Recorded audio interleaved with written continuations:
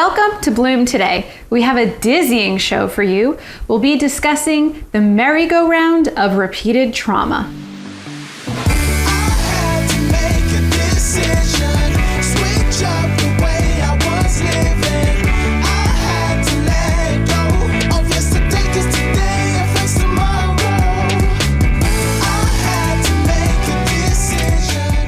We talk about internal and external brokenness and how you can heal so that you can use the fertilizer of your past to bloom today.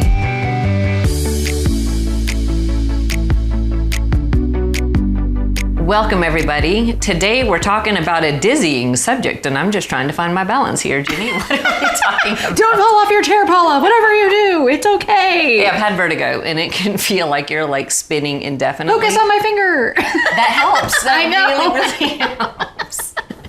But yeah, it's crazy how things can get out of control when you're dealing with trauma after trauma, damage after damage, and you literally start feeling like you're in some kind of an insane vertigo spin cycle merry-go-round thing. Yeah, especially when it's the same kind of trauma over and over and over, and that so often happens. You know, we've said many times, hurt people, right? Like there's a cycle, there's a reason these things repeat themselves, and there's a reason that we end up having the same hurts over and over again. And sometimes it's because we got hurt in a specific way, and that keeps playing out in our lives, you know, in many different fashions or with different kinds of people, right? What might have started with our parents then may go on to a loved one, or friendships, marriages, and it all just kind of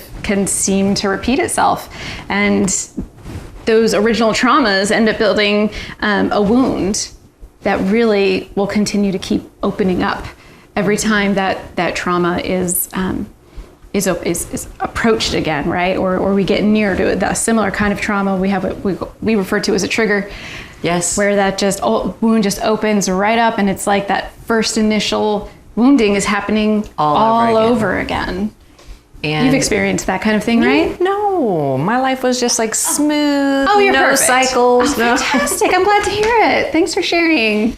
Okay, so sarcasm, just a little bit there. I experienced several different types of trauma in multiple different ways. And one of the ways that is kind of dramatic and harsh, but was a major repeat trauma in my story, was sexual abuse.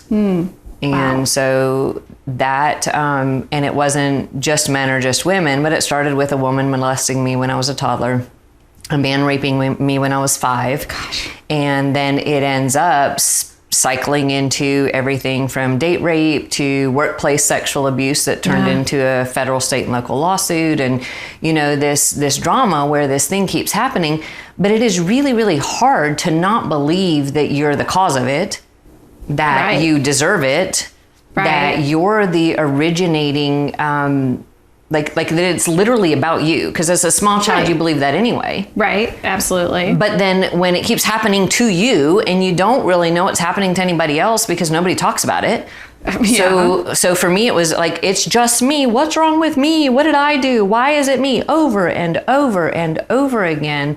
And it took a long time to start understanding how those cycles play out, and whether it's generational damage that kind of plays out in a family, or whether, in my case, I was in my brokenness sending out all of these broken victim signals that perpetrators were looking for. And I was going, hey, I'm a victim, come find me. Like and it wasn't always necessarily, you know, an awareness that you had, that you were setting those no signals. clue. I was trying not to be with everything I knew not to be. Right. But because the brokenness was so part of my life, I didn't understand the ways, everything from my body language to my countenance, the response to somebody saying something suggestive, and my response was a broken response. It wasn't healthy.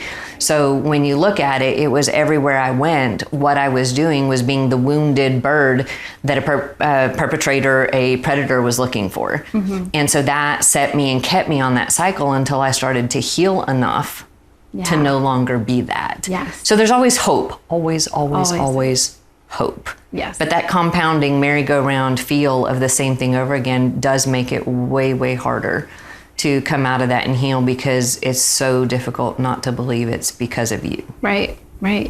And I mean, mine was a little bit different. With my story, they're always a little bit different, because God has us just come from, just such opposite ends of the spectrum. And hopefully that helps the people that we minister to, and everyone watching at home understand from different perspectives how this can play out so differently, yet it's the same theme throughout. And with myself, I was extremely codependent growing up, so I was always looking to someone to complete me, someone to make everything okay, someone to tell me I was validated, that I was important, that I was worthwhile.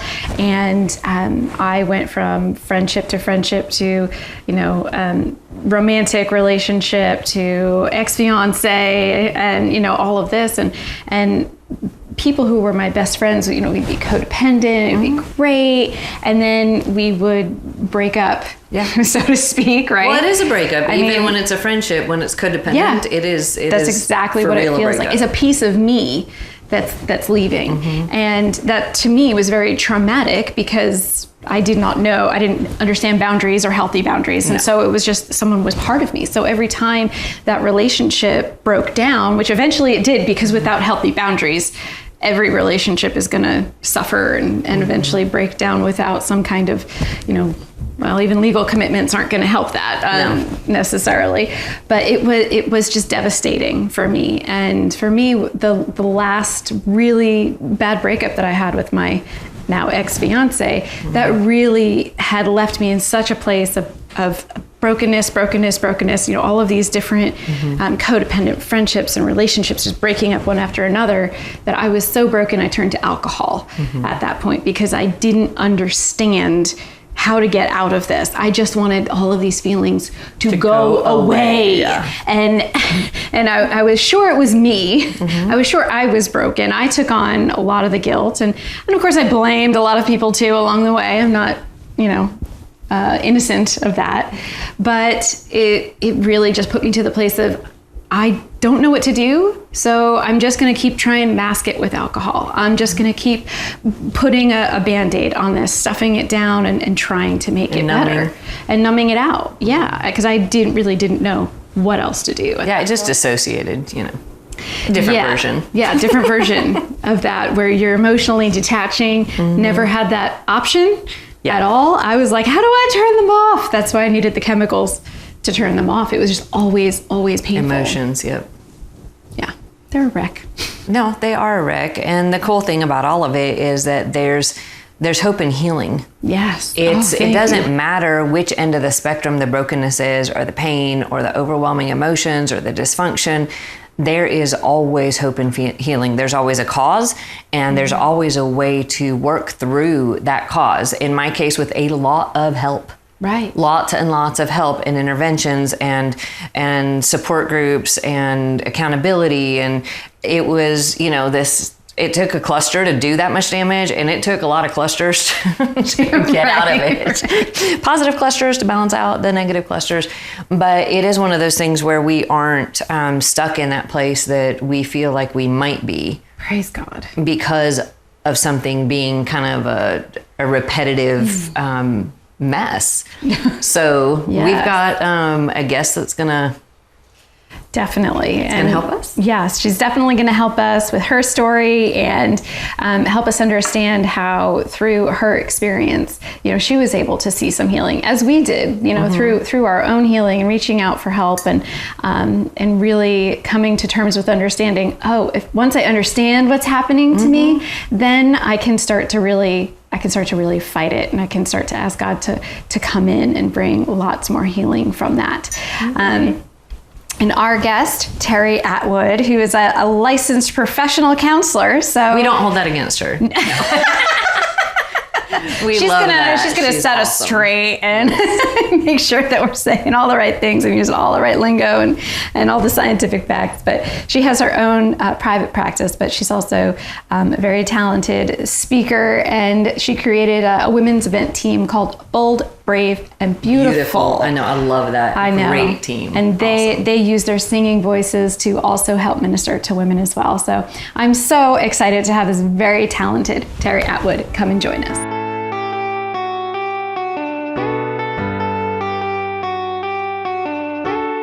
Terri, thank you so much for joining us. Thank you for bringing your story and sharing some of your hope and healing out of your merry-go-round, as we were just talking about. I'm happy to be here with you all today. Thank you. So the brokenness that happened in your story, that started when you were 2? Yes, it started early in life. Yes, that's very early. Yes. That's very early. What can you tell us what happened? Mm-hmm. Well, your earliest memories are at about 18 months, so mine did click in about that time, around between 2 and 3 years old. Mm. And what I remember was going to the front door, the screen door, and I would put my hands up and I would look and see, where's my mama? Mm. She's not here. She would just disappear. So every day I looked for her, and I never really knew what happened. So my identity became the little girl at the screen door. Well, that didn't give you a chance to mature in a healthy, natural progression when you're having a wound that is messing with you that young. Mm-hmm. Mm-hmm. And so that ends up affecting how you were able to absorb and mature in other areas throughout your life, right? Right. So that little girl at the window looking for mama showed up a lot more, didn't it? It did. And it made me much closer to my daddy, which all little girls are daddy's girls anyway. But it made me bond that much more with him. Mm-hmm. And the other day I asked him, I said, I know I've never asked you this before because I don't want to hurt you, and I'm okay at this point. Right. Mm-hmm. But can you tell me just a little bit about why? I never had a resolution. Right. To your mother leaving. To my mother leaving. Right. And so he did tell me, he said that he was a senior in high school and she was a sophomore, which made him 18 and her 16. Mm-hmm. Wow. And when he graduated, he went into the Navy, and the Korean War was going on during this time. Mm-hmm. Now, this is in 1954, I believe, was when he graduated from high school. And she told him, if you go in the Navy, we have to get married, or I'm going to marry somebody else. Mm-hmm. So that's common. He felt pressured, and he did marry her. And for 2 years, he was off to basic training. And with the Korean War going on, there was a lot of shifting within the Navy. Right. And so he ended up in Jacksonville, Florida, and then she joined him there. And at 18, she was pregnant with my brother. So then they came back to Nashville so she could be close to her family. Mm-hmm. Then my other brother was born a little over a year later. Okay. And then I was born about 14 months later. Okay. So was it her brokenness that was why she couldn't manage to stay? I think and then she had another child, my sister, about a year later. And I think that having children that early and not having a childhood of her own, much, was very difficult for her. And she decided that she couldn't handle it. And so she just disappeared. Mm-hmm. Mm. And my brother told me once that sometimes she would be gone and he would take me and my brother down the road to my grandmother's house. And he had to get me over a picket fence. And I had a diaper on, so that couldn't have been an easy feat. No. But he has a lot more memories than I do. Mm-hmm. And I really don't have any good, solid memories of her. Yeah, I understand that. And that ended up playing out in looking as other people in your life were not there, right? Yes, I learned at an early age that life is not secure.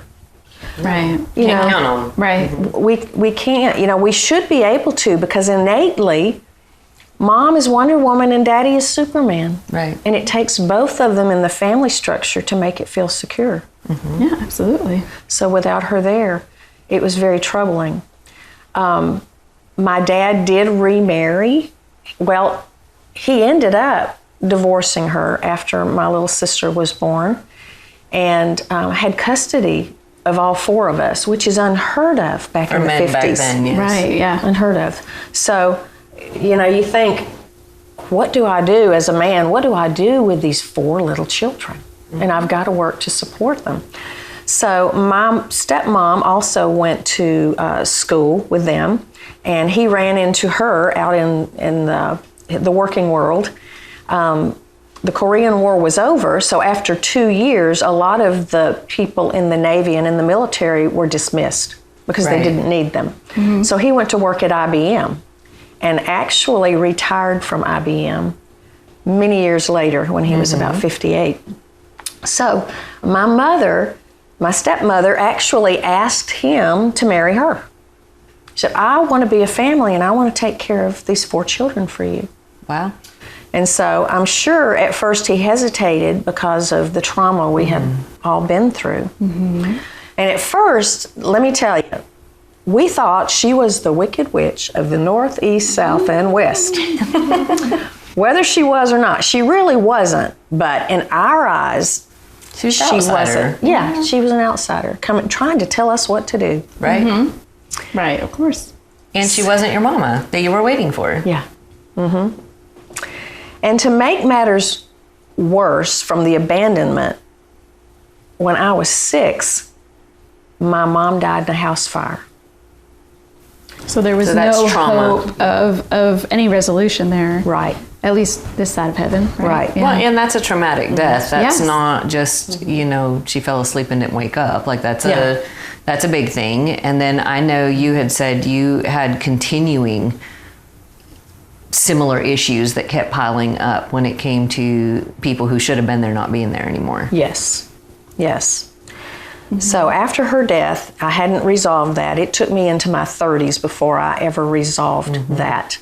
But before I got to that point, I threw myself into athletics, something that I could succeed at. Mm.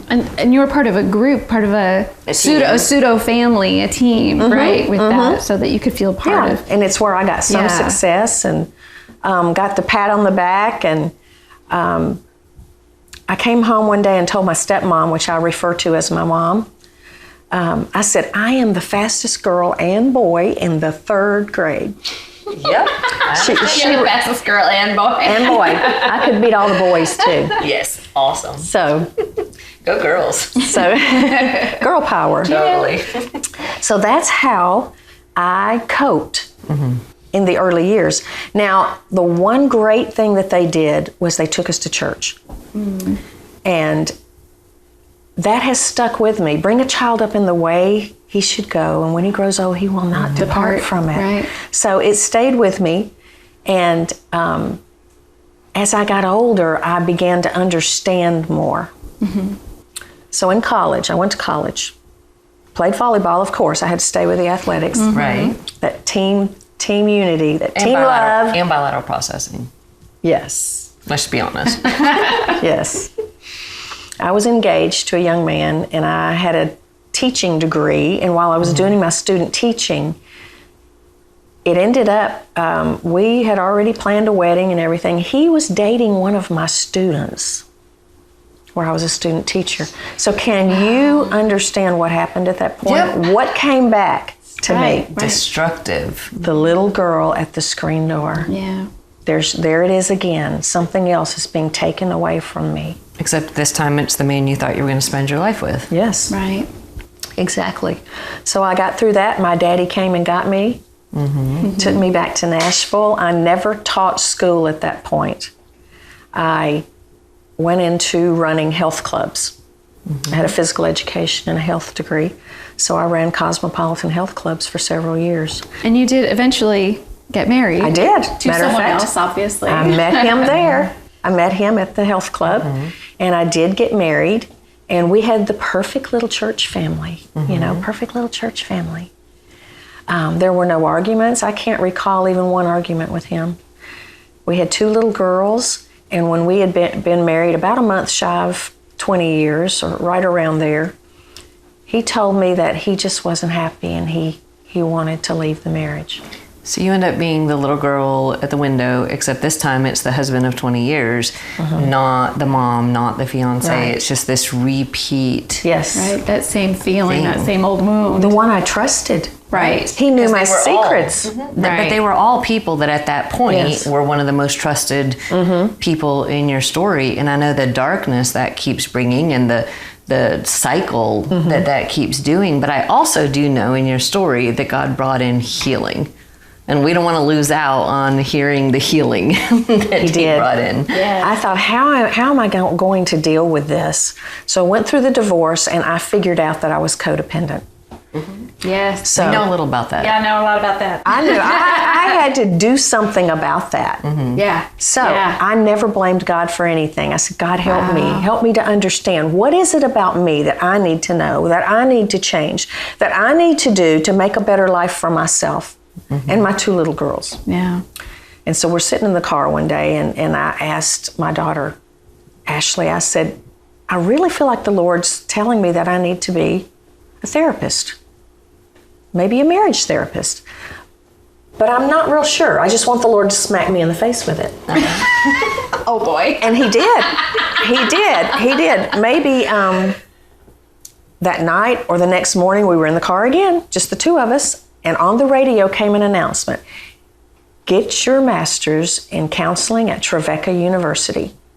That's pretty specific. And there was. On the radio. And that's all it said. That's all it said. And I looked at her, and she looked at me like, wow, Mom, this God thing's pretty cool. I kept my children in church, and how I learned to heal me was staying engulfed in God's Word. Yeah. Staying So powerful. engulfed in Christian music Yes. And singing it. and singing it. Yeah. And music for you, I know, even through Bold, Brave, and Beautiful, Yes. bringing that Yes. music forward is just a core Yes. place of healing for you. It is. And that came about from another loss, another family loss. We were in a church setting, and there was a little bit of, you might call, church abuse. My husband and I are worship leaders, and we walked in. That's a new husband, right? Yes, Just to clarify. New husband, healthy husband. Healthy husband. Yay. Praise God. He does Maddie, heal. You meet your husbands at church. So,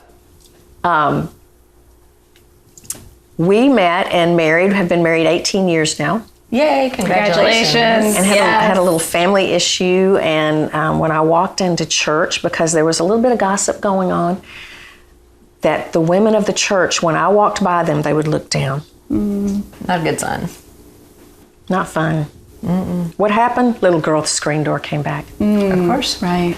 I went in my closet and I said, God, I don't like me. I hate me. And I felt something reach down and jerk me up out of that moment and say, no, you are mine. And you are bold and you are brave, and I know you are beautiful. Because he created you that way.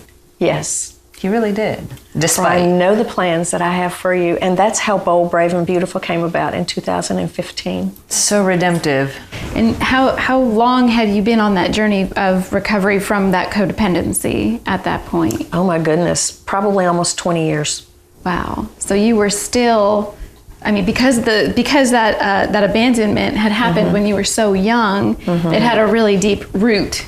Yes. And it took, that slow recovery and chipping after, each piece of that root until God could finally just say, okay, that's the last, Right. that's the last piece I'm digging up, and I'm going to use it to help minister to more women. I love how he works. And sometimes we don't get resolution. That's so true.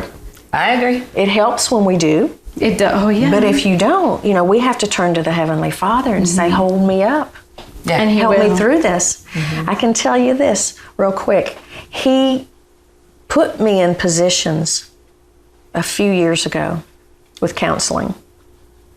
I got a call from Lifeway they said, how would you pray about traveling with Beth Moore, Kay Arthur, and Priscilla Shirer? I said, I will pray about that. And I said, yes. I mean, who has to pray very long for that answer, you know? And that sets you up to practice for being a counselor, or writing from a bleeding heart, and the chance to you were just like automatically, oh, I've done this, because God walks us through the things, and that made a big difference in helping women that we also help in that space. And for such a time as this, then came marriage workshops. I've done 50 of those. Wow. And helped save thousands of marriages around the country. God. That's amazing. And then in 2008, when the economy fell, Lipscomb called, will you come be a grad professor?